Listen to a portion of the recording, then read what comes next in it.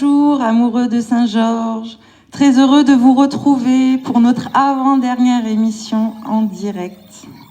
Et oui, on vous rappelle aussi qu'on ouvre l'antenne un peu avant, enfin à 18h, sans son et après avec de la musique, où vous ne nous voyez pas sur le plateau. C'est pour vous laisser le temps de vous installer. Et donc je vous disais, c'est l'avant-dernière. L'avant-dernière, enfin, demain donc la dernière, mais on n'est pas à l'abri d'une surprise pour vendredi. Enfin, j'ai rien dit. En tout cas, normalement, demain, c'est la dernière. Donc soyez au rendez-vous, préparez vos questions, car ça sera une spéciale questions-réponses. On sera un maximum, je pense, sur le plateau pour pouvoir répondre à vos questions. Donc, posez des questions sur les 12 thèmes, ou autres. Je vous rappelle les 12 thèmes. Écologie, développement durable, infrastructure, voirie, commerce, marché, artisanat, environnement, cadre de vie, circulation, stationnement, sécurité, enfance et jeunesse, culture et animation, tourisme et communication, vie associative et sport, solidarité et action sociale, c'est d'ailleurs le thème qu'on va aborder ce soir, finances et budget, et habitat et urbanisme. Donc, vous pouvez retrouver notre programme sur notre page Facebook et sur notre site internet nouvocap1710.fr. Et surtout, préparez vos questions pour demain. Bientôt va arriver dans vos boîtes aux lettres également, je vous montre,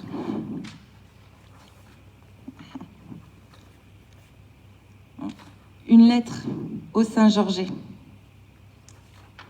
Voilà. Un joli texte que nous a écrit Laurent. Un appel. Une lettre pour les Saint-Georges. Donc aujourd'hui, nous allons parler solidarité, action sociale. Avec deux talents de notre équipe, qui sont à mes côtés, Chantal Raclé et Marie-France Poisac. Donc Chantal, bonsoir Chantal.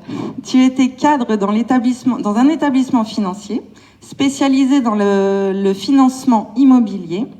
Tu es notre première adjointe et tu seras responsable du pôle CCAS et Solidarité, mais aussi des services généraux. Marie-France, bonsoir. Bonsoir. Tu as été éducatrice jeunes enfants. Tu participais à l'aide auprès des familles en difficulté. Tu es conseillère municipale de l'opposition depuis 2014 et tu es membre du CCAS. Dans le micro, les filles. Oui. Alors, ça tombe bien, parce qu'on va commencer par le CCAS. Est-ce que tu peux nous dire quelques mots sur le CCAS ? Tout à fait. S'il te plaît. Donc, le CCAS, Centre d'action sociale, Centre communal d'action sociale, est un établissement public administratif qui propose un ensemble de prestations pour remédier aux situations de précarité ou de difficultés sociales, touchant alors les familles monoparentales ou non, les célibataires, les personnes âgées, les personnes sans emploi et les personnes en situation de handicap. Le public concerné vient spontanément ou est adressé par une assistante sociale. Ce travail requiert de l'écoute, de la patience, du temps pour cheminer et accompagner certains individus. Est-ce que tu peux nous expliquer de quoi peuvent bénéficier ces personnes ? Oui. Ces personnes peuvent bénéficier d'aide alimentaire, de bons d'essence, d'aide financière, etc. Ces attributions se décident au sein de la commission locale de concertation. Elles peuvent aussi demander à bénéficier de logements sociaux. On parle aussi de logements aidés. Ces demandes sont étudiées et sont soumises ensuite à la commission d'attribution de logements, organe souverain qui siège une fois par mois, et qui est le seul habilité à l'attribution des logements sociaux. Pour répondre à ces demandes, il est indispensable de construire pour Saint-Georges des logements sociaux et de participer à cet effort, mais nous préconisons plutôt des petits lots répartis sur l'ensemble de notre territoire. Et nous envisageons aussi de proposer à des propriétaires de logements vacants et vétustes une réhabilitation avec des aides d'organismes référenciés, comme par exemple l'ANA, pour financer ces travaux et ensuite les proposer en location à caractère social. Bien évidemment, nous aiderons au montage de ces dossiers. Pour ceux qui ne connaissent pas, peut-être l'ANA, c'est l'Agence nationale d'amélioration de l'habitat. Tout à fait. Est-ce que tu peux développer les autres actions du CCAS ? Oui. Le CCAS apporte son aide dans la constitution des dossiers APA. APA, aide personnalisée d'autonomie. Les dossiers CSS, complémentaires de santé solidaire. Lors de la canicule et de grands froids, le CCAS intervient aussi auprès des personnes inscrites, environ une centaine de personnes. Nous souhaiterons recenser de manière plus générale l'ensemble des personnes isolées de plus de 75 ans et leur proposer bien sûr ce service. Les personnes isolées peuvent se retrouver au maximum 15 personnes pour un repas chaque mercredi à la résidence Autonomie Valéry-le-Suroît. Cette prestation, elle existe, elle a été mise en place par la municipalité actuelle et nous continuerons cette belle prestation. Donc, ces personnes peuvent bénéficier donc de ces repas pour un prix de 5 à 7 euros selon leurs revenus. Mais il n'y a pas assez de bénéficiaires. Et nous souhaitons mettre à disposition 1 ou 2 minibus pour permettre à plus de personnes d'assister donc à ces repas. Et dans ce cas-là, il y aurait un roulement pour que davantage de personnes en profitent. Et justement, vu qu'on parle de transport, pour les personnes âgées, est-ce que vous avez d'autres propositions, Chantal ? Oui, tout à fait. Dans le même esprit, en fait, nous voulons mettre un covoiturage interquartier, style coquelicot pour ceux qui en ont entendu parler, ou réseau pouce. C'est assez simple, vous vous inscrivez en mairie ou en ligne, et dès validation de votre inscription, vous recevez votre carte de membre. Si vous êtes conducteur, vous recevez un autocollant à poser bien en vue sur votre pare-brise. Et pour tous, vous recevez la fiche mobilité de Saint-Georges de Didonne qui recense les arrêts proches de chez vous et une fiche de destination vierge ou personnalisée. Est-ce que tu peux quand même nous détailler clairement comment ça marche ? Alors, je vais vous détailler tout ça. 2 possibilités. Vous êtes connecté et donc vous avez l'application sur votre téléphone portable et vous lancez donc l'application. Si vous êtes piéton, vous pouvez visualiser les conducteurs autour de chez vous.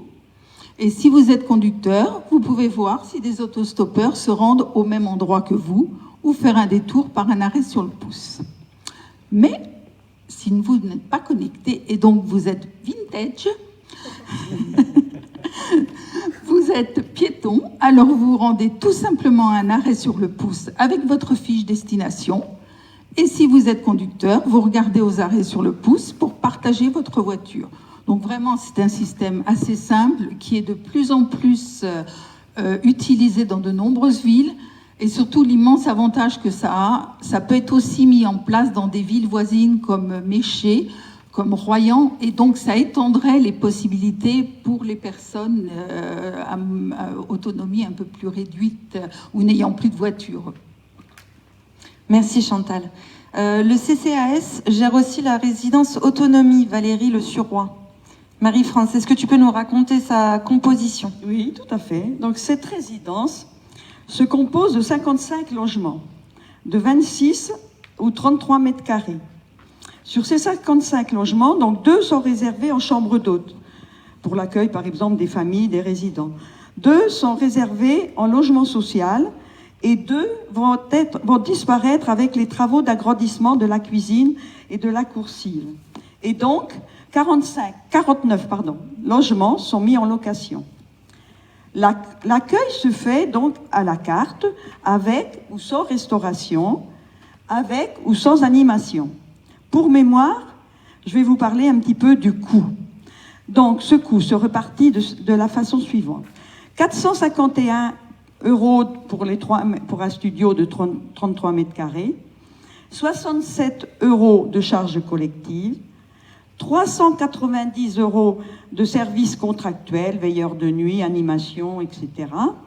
546 € de restauration, soit de restauration complète, c'est-à-dire les 3 repas.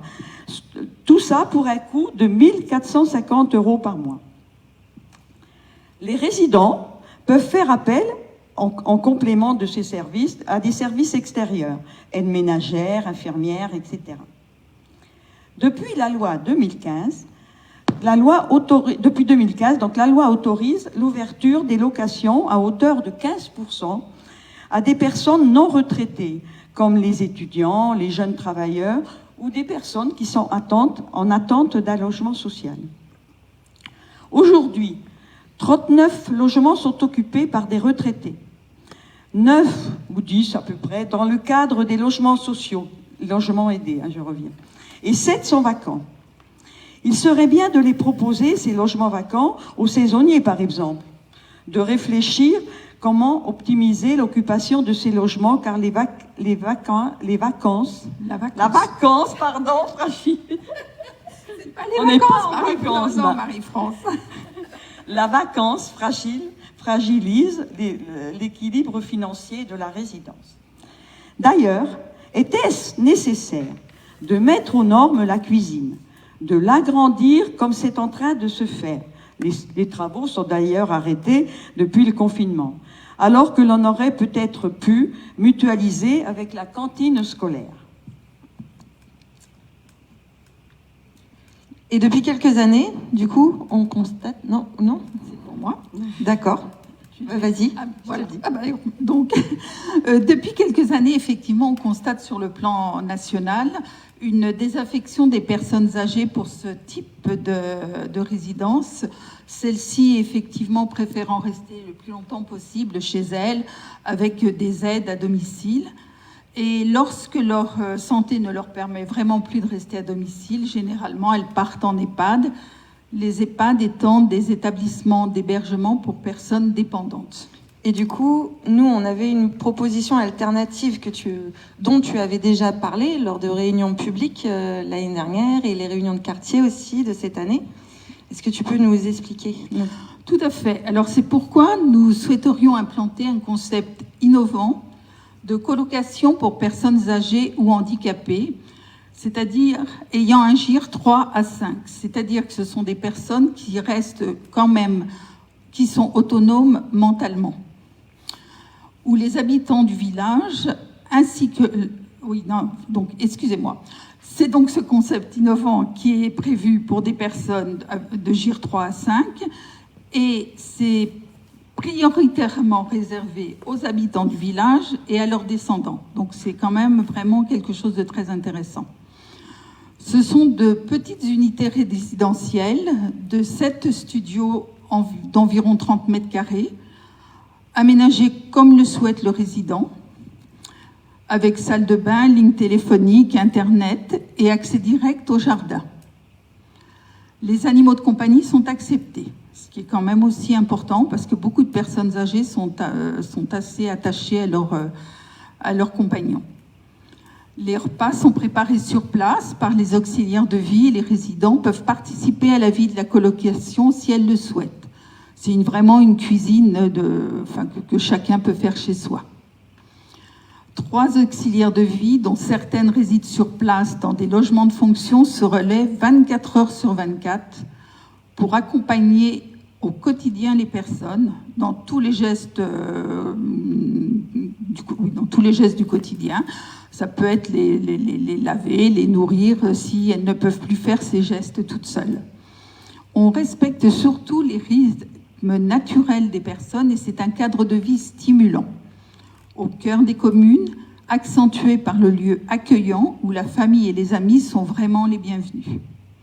C'est un modèle économique serré où le reste à charge est de 1 500 € par mois par résident. De plus, ces logements pourraient être considérés comme des logements sociaux. Et en fait, c'est un peu le même principe, c'est-à-dire que souvent, ce sont les communes qui mettent à disposition un terrain. Il y a un aménageur qui construit l'unité. Je n'ai pas dit, mais en fait, ce sont des unités de 7 studios et on peut très bien coupler 2 unités de 7 studios. Et de ce fait, j'ai perdu le fil de ce que je voulais dire. Oui, et dans ces cas-là, il y a un bail qui est conclu. En fait, c'est le même principe que les logements sociaux. Voilà. Oui, pardon, c'est à moi. Est-ce qu'on peut développer, en tout cas parler un petit peu des propositions du projet Renaissance ? Eh bien oui, tout au long de l'année, nous souhaitons d'une part faciliter le stationnement des personnalités à mobilité réduite, en mettant notamment des emplacements à proximité des entrées des lieux publics et des commerces. Parce que, par exemple, j'ai en mémoire que l'emplacement pour personnes handicapées près du stade n'est pas vraiment proche de l'entrée. Développer, bien sûr, les rencontres intergénérationnelles entre les écoles, la résidence autonomie, les EHPAD. Organiser aussi des thés dansants 1 fois par mois et proposer des lieux de rencontre dans les quartiers où on peut se retrouver. Alors, des lieux de rencontre intergénérationnels, c'est vraiment été une très forte demande qu'on a pu voir sur les réponses aux questionnaires. Et donc, les gens se retrouvent pour prendre un café, discuter, jouer aux cartes, je ne sais quoi, faire du tricot ou s'initier, pourquoi pas, à l'informatique. Voilà. Sinon, nous avions envie aussi de proposer en fin d'année, notamment pour les plus de 75 ans. Aujourd'hui, plutôt que de proposer un repas qui ne profite qu'à 200 personnes, c'est ce qui est proposé aujourd'hui, ça. Nous souhaitons, nous, offrir un spectacle suivi d'un goûter à l'ensemble des personnes intéressées et donc prévoir plusieurs séances. Il faut savoir quand même qu'il y a à peu près 1200 personnes qui ont plus de 75 ans. Donc, c'est quand même un peu plus que 200 personnes. Voilà. Ce que nous voulons, avant tout, c'est créer du lien, de la solidarité dans les quartiers. L'exemple du confinement l'a prouvé. C'est utile, on peut se rendre service entre voisins, ça rompt l'isolement et ça nous enrichit. Merci Chantal. Merci aussi Marie-France. Vous pouvez vous poser vos questions, il n'y a pas beaucoup de questions aujourd'hui. On vous dit bonjour et bonsoir à tout le monde. Mais posez vos questions, il n'y a pas de souci. Donc on va passer au deuxième thème de ce soir, le deuxième sujet de ce soir. Nous avons un droit de réponse. Et pour ça, je vais demander à Laurent Massard de venir nous rejoindre. Bonsoir. Bonsoir Laurent. C'était bien, hein. C'était bien. Droit de réponse qui n'était pas prévu. Donc du coup, il n'y a pas de fauteuil pour moi. Tu es jeune encore. Je suis jeune encore. Mais je voulais rebondir quand même parce qu'effectivement, on l'a vu avec l'épisode de la crise sanitaire, l'isolement des personnes seules, âgées. Ce ne sont pas que des personnes âgées d'ailleurs. La solidarité, c'est aussi des personnes monoparentales, une femme avec un enfant, qui se sont sentis aussi peut-être pas suffisamment épaulés, en tout cas par la municipalité. Et c'est là où il faut retisser ces liens de solidarité. C'est très important. D'accord. J'espère que tu es d'accord. En fait, je voulais faire un petit point parce que vous allez recevoir, vous l'avez même déjà peut-être reçu, une lettre de quelqu'un de chez nous qui s'appelle Michel Caillot, qui est numéro 6 sur notre liste et qui n'a pas accepté la décision prise démocratiquement, c'est cela. Faut savoir quand même que... Alors cette décision, c'est laquelle? C'est de se maintenir pour le deuxième tour des élections. Donc Michel Caillot n'a pas du tout apprécié cette démocratie. Donc je suis sujet à une lettre à charge contre moi. Il faut rappeler les scores, on va dire, en tout cas l'expression démocratique des personnes de notre groupe. Sur les 29 personnes, il y avait une personne qui s'est abstenue, 4 personnes qui voulaient un désistement et 24 personnes qui ont décidé de poursuivre l'aventure et d'aller à la triangulaire. Ce choix, il faut le respecter. Moi, j'ai fait un choix. Tout le monde, Chantal, toutes les personnes ont fait un choix. De renier ce choix démocratique, c'est pas acceptable. Donc effectivement, cette personne, Michel Caillot, a écrit au nom de François Richaud pour demander à ce qu'on vote pour la liste Saint-Georges-Union, ce qui n'est absolument pas acceptable. Donc voilà, je voulais vous en parler parce que cette lettre, on savait qu'elle existait. On pensait qu'il n'aurait peut-être pas le courage ou le culot de faire ça. Mais Michel Caillot a le culot de faire ce genre de lettre qui est complètement un déni de démocratie. Il faut bien le dire, c'est un déni de démocratie. Et dans sa lettre, vous le verrez, elle parle d'un déni de démocratie, elle également, mais elle ne respecte pas le choix du groupe. Donc, nous n'avons pas de leçons à recevoir des personnes qui ne respectent pas les décisions démocratiques. Voilà. Chantal, je pense que tu veux ajouter quelque chose tranquillement. Tout à fait. Je rappellerai simplement que Michel, en fait, était à Saint-Georges-Union au départ et qu'elle a quitté Saint-Georges-Union et qu'elle a rejoint Nouveau Cap tout à fait librement. Donc, c'est d'autant moins compréhensible cette attitude et surtout, ça veut tout simplement dire qu'elle refuse le fonctionnement démocratique de notre association, enfin de notre liste, de notre groupe. Donc, c'est vraiment dommage. Voilà, on peut considérer qu'en fait, c'était une taupe qui était là plutôt pour torpiller le projet de Nouveau Cap. C'est dommage.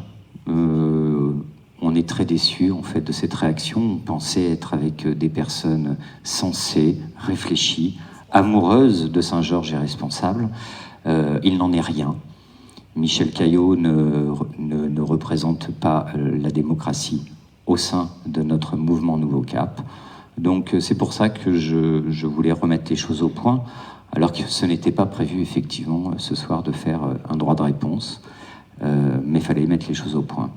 Donc voilà, nous allons aussi distribuer un courrier que, comme Astrid vous a montré, que tu as peut-être mis là. Il y en aura 2 en fait. Vous allez encore recevoir notre programme et les gens qui porteront le programme.